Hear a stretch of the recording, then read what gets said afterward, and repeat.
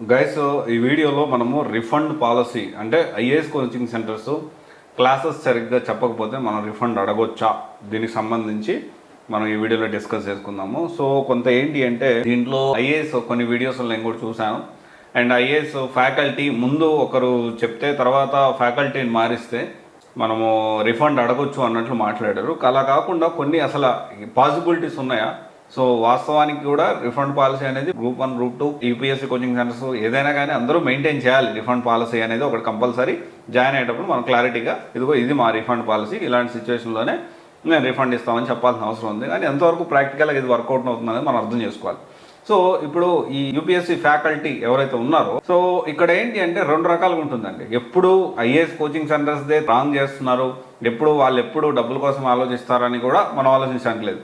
వాళ్ళకంటే కూడా వాళ్ళెంత కమర్షియలో డెఫినెట్లీ యూపీఎస్సీ ఫ్యాకల్టీ టీచర్స్ కూడా అంతే కమర్షియల్గా ఉన్నారు. ఇక్కడ చాలా క్లారిటీగా ఓపెన్గా మనం మాట్లాడుకుందాం. ఓకే, యూపీఎస్సీ ఫ్యాకల్టీ ఫ్రీగా చేయట్లేదు, వాళ్ళ లైవ్లీహుడ్ అది, దానికి ఆదనట్లేదు, కానీ చాలా కమర్షియల్గా ఉన్నారు. కొంతమంది మాత్రం జెన్యున్గా ఉన్నారు. మోస్ట్ ఆఫ్ ద పీపుల్ కమర్షియల్గా ఉన్నారు. కొంచెం పాలిటిక్స్ కొంచెం సబ్జెక్ట్ ఉన్నప్పటికీ కొంచెం రాజకీయాలు చేయగలిగి కొంచెం కమర్షియల్గా ఉండి ఇక వాళ్ళే సక్సెస్ కూడా అవుతున్నారు.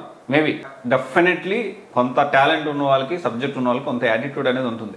అది మనం తప్పుపడడానికి కూడా లేదు. అయితే ఇక్కడ ఏమవుతుందంటే కొన్నిసార్లు ఈ ఫ్యాకల్టీ వేరే ఇన్స్టిట్యూట్లో ఎక్కువ ఇస్తారు అని చెప్పేసి ఈ ఇన్స్టిట్యూట్ వదిలిపెట్టి వేరే ఇన్స్టిట్యూట్లో జాయిన్ అవుతుంటారు.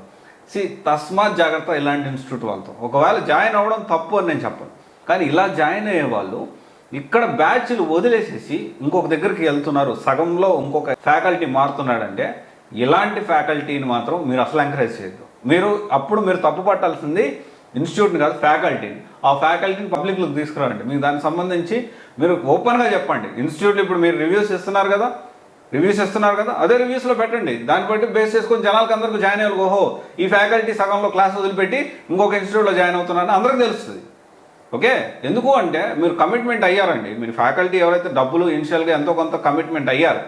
సో అది మీరు అర్థం చేసుకోవాలి. అంటే కొంత ఇన్స్టిట్యూట్ కూడా కొన్నిసార్లు ఏం చేస్తుంటే అనుకున్న డబ్బులు ఇవ్వకుండా ఇట్లా డబ్బులు ఇబ్బంది పెడతా ఉంటుంది. That is whole different thing. But ఏంటి అంటే ఇక్కడ రెండు విషయాలు ఉన్నాయి. ఇన్స్టిట్యూట్ తరపు నుంచి కొన్నిసార్లు తప్పు ఉండొచ్చు, కొన్నిసార్లు ఐఏఎస్ ఫ్యాకల్టీ. కానీ ఇక్కడ ఫ్యాకల్టీని ఎవరు తప్పు పట్టలేదు. ఫ్యాకల్టీ తప్పు చేసినా కానీ ఇన్స్టిట్యూట్ గురించే తప్పు పడుతున్నారు. సో ఇక్కడ ఏంటి అంటే ఎవరు తప్పు చేసినా కానీ ట్రాన్స్పరెన్సీ మెయింటైన్ చేస్తే సో దానికి సంబంధించి మన అవకాశం ఉంటుంది. ఇప్పుడు ఆ ఫ్యాకల్టీ వేరే వాళ్ళు వీళ్ళకంటే ఎక్కువ ఇస్తామన్నారు, ఓకే, గంటకు ఒక 500 ఎక్కువ ఇస్తామని అన్నారు, వీళ్ళని వదిలిపెట్టి వాళ్ళ దగ్గరికి వెళ్తా ఉన్నారు. ఇప్పుడు మనం ఇన్స్టిట్యూట్ ఎలా బాధ్యత వహించగలుగుతుంది, ఇది మనం ఆలోచించాలి. ఓకే, అంటే నేను ఐఏఎస్ ఫ్యాకల్టీ స్టార్టింగ్లో మంచి ఫ్యాకల్టీ ఉన్నారు, చివరిదాకా వాళ్ళే ఉండాలి, మంచి ఫ్యాకల్టీ ఉండాలి, తప్పలేదు. ఓకే, ఆ ఫ్యాకల్టీని చూసి మీరు వెళ్ళారంటే. అయితే నెక్స్ట్ వచ్చేసి ఏంటి అంటే క్వాలిటీ టెస్ట్ సిరీస్ విషయంలో కూడా మనం ఏం చేయలేమండి. ఎందుకంటే మనం అది క్వాలిటీయా లేదా అనేది డెఫినెట్లీ ముందు ఒకరిని పెడతారు, వాళ్ళు వెనకాల ఎవరు ఎగ్జామ్ ప్రిపేర్ చేస్తున్నారు, ఎవరు క్లాసులు చెప్తున్నారు మనం చెప్పలేము. సో దాని గురించి కూడా మనం రిఫండ్ అడగలేము. కానీ అడగొద్దు అని కాదు.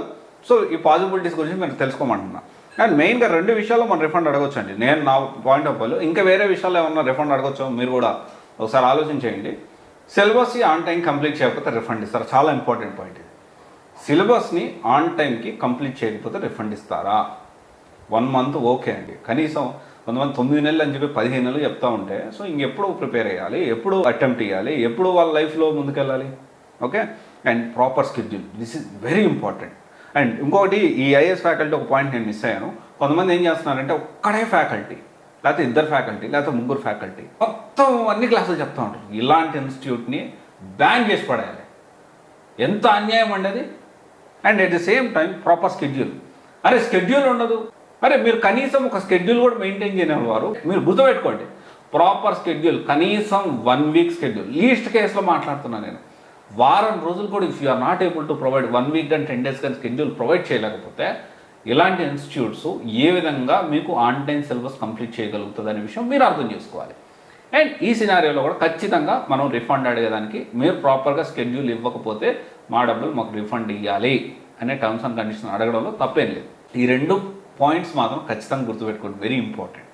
ఓకే, తర్వాత వేరే ఏదన్నా ప్రామిసెస్, ఇంకేమన్నా ప్రామిసెస్ ఇస్తే ప్రామిసెస్ ఫుల్ఫిల్ చేస్తున్నారా లేదా, ఫుల్ఫిల్ చేయకపోతే ఏంటి పరిస్థితి, జాయిన్ అవ్వక ముందే అడగండి, జాయిన్ అయిన తర్వాత కష్టం. సో ఇవన్నీ కూడా కొంత పాసిబిలిటీ నేను చెప్తా ఉన్నా.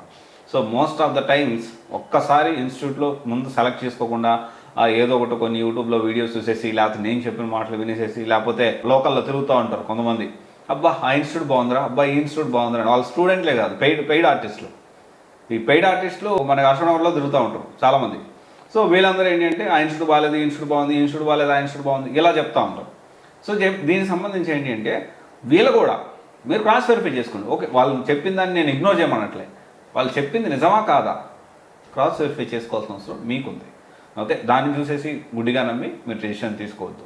ఎవరు చెప్పినా కానీ, ఎవరైనా కానీ, నేనైనా ఎవరైనా కానీ కొన్ని పాయింట్స్ ఉన్నాయి, పాయింట్స్ చూసుకుంటూ మీరు ప్లాన్ చేసుకోవాలి. సో ఇది ఒకసారి ఆలోచించండి.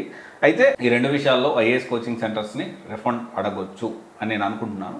లేదు సార్ ఇంకా వేరేవి కూడా ఉన్నాయి, వీటిలో కూడా మనం రిఫండ్ అడగొచ్చు కదా అని ఏమన్నా ఉంటే you can comment it, definitely దానికి రెస్పాండ్ అవుతాను. Okay, thank you.